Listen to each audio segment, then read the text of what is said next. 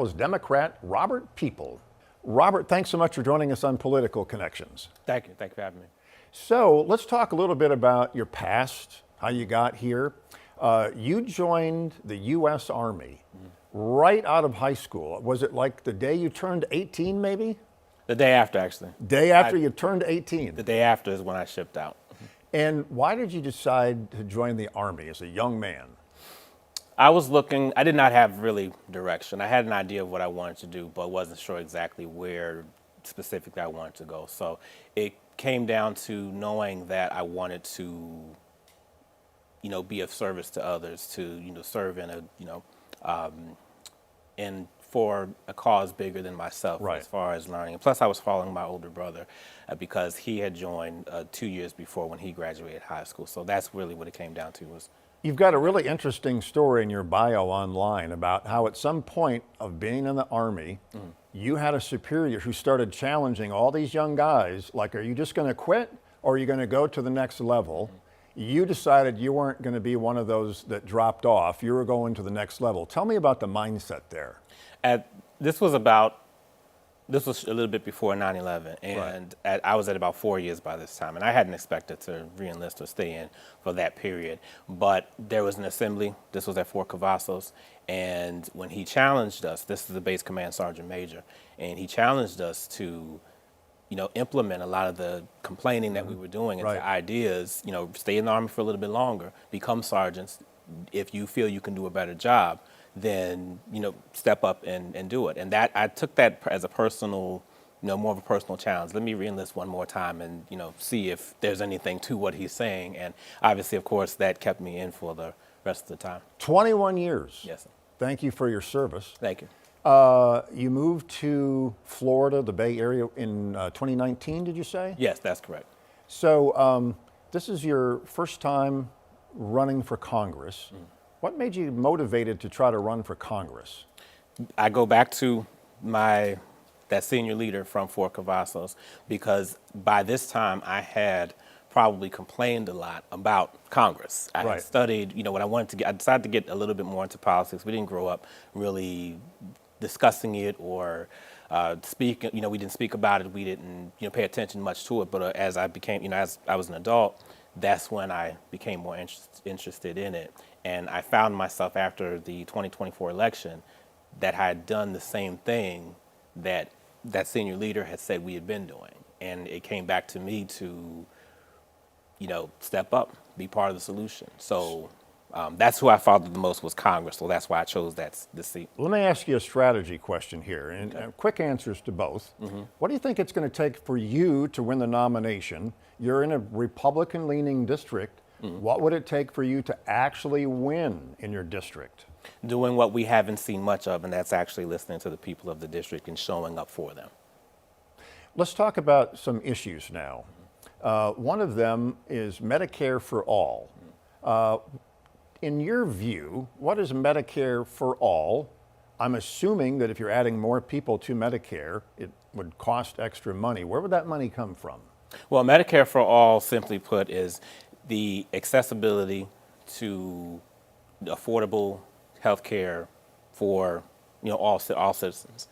And where the money comes from is from taxing billionaires to pay their fair share, which ultimately will alleviate a lot of the issues that we are having. But speaking specifically to this is where this would be a start. And we also the experts have said we could save up to $400 billion compared to what we've been, what's spent now.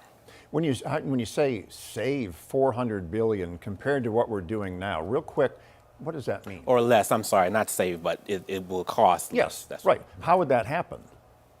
Just to cost $400 billion less? Right now, a lot of insurance costs, not insurance, I'm sorry, Medicare costs are really just through the roof for a lot of residents. And because this will be obviously a more structured system and something to where people won't have to, just be, charged so immensely through not only their insurance companies but also hospitals and so on. This would allow. That's where a lot of the savings will come from. You feel like maybe government bargaining for deals on health care through Medicare would make a savings. Is that the idea here? That could be, yes. That's what we could look at. Okay, another issue would be immigration. So a couple questions for you here. Okay. The complaint by Republicans, particularly during the last administration, is that they claimed the border was secure, but maybe 10, 20 million people came in unauthorized. President Trump came in. It looks like there's hardly anybody coming in illegally on the border. Do you feel like President Trump has done an effective job in securing the border? As far as securing, I would say not by legal means.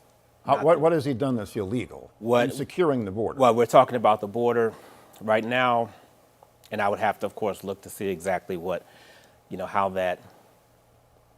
that looks. But as far as securing the border, I don't know what the numbers look like outside of that, but the way I'm looking at how immigrants are being treated here, and this, of course, is not the way when we're talking about ICE, and this is not the way, of course, we want to treat our immigrants and so forth. As far as border security, we're not sure, and that's something I would love to go and be in that area to know. Okay, well, how is the border being secured specifically, and why aren't more coming through? What's happening there to where it's we're in the position we're in now? Earlier this week, we had on another Democratic candidate from a district to the south, and he felt like that in order to secure Social Security, because we don't have enough children being born anymore to take care of the older people and pay into the system, he felt like we needed to have a big wave of legal immigration into the country to have more of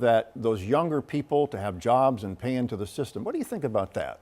I'm not sure. I'm not sure I would agree with that because, first of all, there is an immigration issues that we have to deal with here. Right.